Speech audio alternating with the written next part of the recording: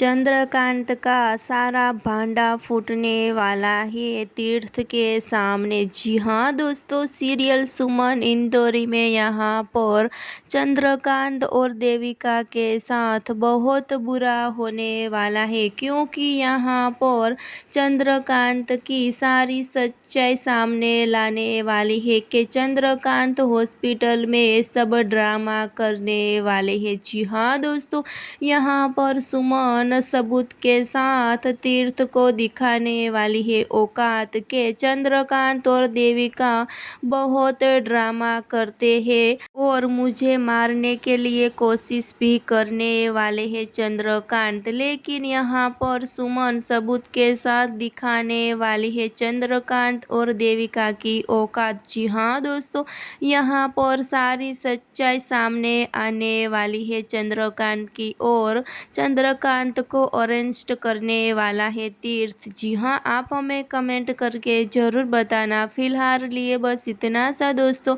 आगे देखने के लिए जुड़े रहिए, सब्सक्राइब कमेंट करके हमें ज़रूर बताना।